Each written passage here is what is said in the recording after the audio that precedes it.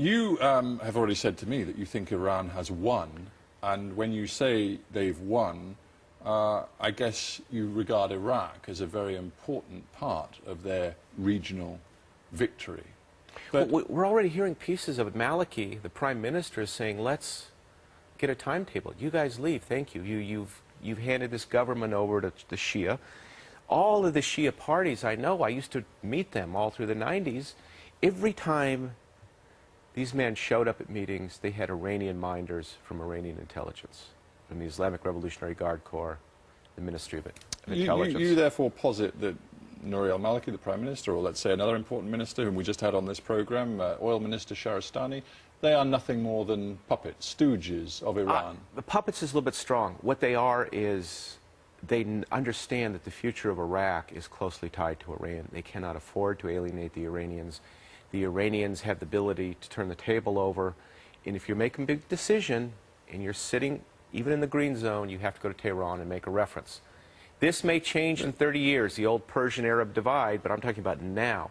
You need refined fuel from Iran. The Iranians are key to Iraq's survival. But Mr. Shahrastani sat in that chair just a short while ago, and he assured me that Iraq had no intention of giving up 1 ounce of its sovereignty to the United States or indeed to Iran. He is pursuing policies, particularly when it comes to the oil fields, which he says are absolutely in the interests of and all about the people of Iraq. I have no doubt about his platform here.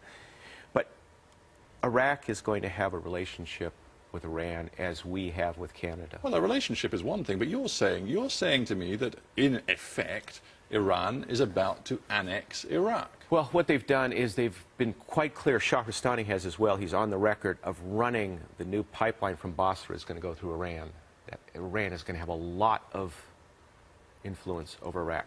When that pipeline that goes from Majnoon Field, 30 billion barrels, runs through Iran, the nature of the relationship has changed in history unlike we've ever seen in our lifetime. Do you seriously believe that the United States government, having spent trillions of dollars and having lost more than 4,000 lives in Iraq, and knowing that Iraq's oil reserves arguably outstrip those of all other countries, possibly even Saudi Arabia, but certainly all other countries bar Saudi Arabia, you just think the Americans are going to walk away and leave Iran to do what it will? I think they'll put up a fight, put up a containment, but Americans are less likely to occupy Iraq than the Iranians are at some point. Look, what we did when we went into Iraq, what held Iraq together is not a nation. 3 different sects, 3 different communities, Kurds, Sunni Arabs, and the Shia Arabs. We destroyed the glue that held that place together. American and British troops cannot serve as that glue. So we're either going to have to restore the Sunnis in power like Saddam Hussein, or we're going to have to give it to the Shia. There is no choice. Iraq will never come back together. But when you say give it to the Shia, of course, Nouri al-Maliki is a Shia, but he isn't Iranian. And he would say he is Iraq's prime minister working for Iraq's people. He has to say that. But he knows... You were there during the Iran-Iraq war. You know that just because an Iraqi is Shia does not mean that he sees a reason to be loyal to Tehran and not to Baghdad. We've got to look at Lebanon. Hassan Nasrallah is as Arab as you get. And he is beholden to Tehran. He is a Lebanese nationalist. But he cannot move in Lebanon without consulting Tehran. He's an Arab. Does it ever strike you that perhaps you are overestimating the strength of Iran? I could be, but on the other hand, I've underestimated it for many years and suffered personally, and people around me have suffered. You have to follow Iran's arc. When it was a country in 1981, it was about ready to fall apart. 19 years later, it's won a war against Israel. How can we ignore this war against Israel? In 2000, May 2000, the Israelis left under fire, got nothing they wanted. 2006, an Israeli column was stopped. They got nothing they wanted. This is the first time that Israel has ever been defeated in the field of battle over a long period of time. This is huge in the Arab world. And if you're a Palestinian and you know the relationship between Iran and Hezbollah, who are you going to side with if you're worried about Israel? You're going to side with Iran. Who is the most popular leader in the Middle East? Hassan Nasrallah, a Shia. Who is the second most popular? Bashar al-Assad, a Shia. And the third one is Ahmadinejad. The whole balance in the Middle East between Sunni and Shia has changed. No one would dispute that Iran has had success supporting proxies, guerrilla movements, particularly Hezbollah is a strong example in Lebanon. But look back home. If you are positing the idea that Iran is building an empire, is a superpower across the Middle East, how does that square with some basic facts? Unemployment in Iran, at least 20% if one doesn't believe the official figure, which nobody does. Electricity, in such short supply, they have 4-hour blackouts already in Tehran. It may well get worse. We have a country which is rich in oil but can't even build refineries to give itself enough petrol to run its cars. This is a superpower? It's a superpower in that they control energy corridors. You look at the agreement signed between Turkey and Iran for gas supplies, either crossing from Turkmenistan or directly from Iran.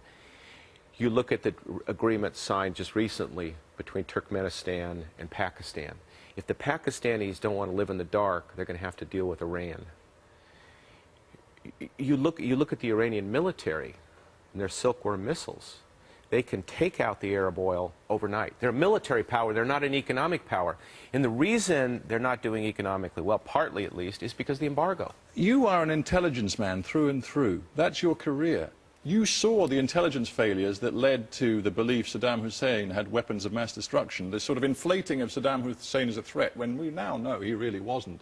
You are doing just the same thing. I didn't say Iran was a threat. I'm just saying... Well, you just talked about Iran's military strength. Let me just cite you some facts and figures from Anthony Cordesman, who has written a long report on Iran's real military strength. He says 2/3 of their battle tanks are obsolete. They have fewer than 100 real usable warplanes. He says that most of their missile systems are obsolete. This is the reality of Iran today. What does Cordesman know? I mean, where's he getting this? Do you think that Iran has, with all of its hundreds and hundreds of tanks, a real effective fighting force Iraq has for a land war? Iran could easily be defeated by the United States. Easily.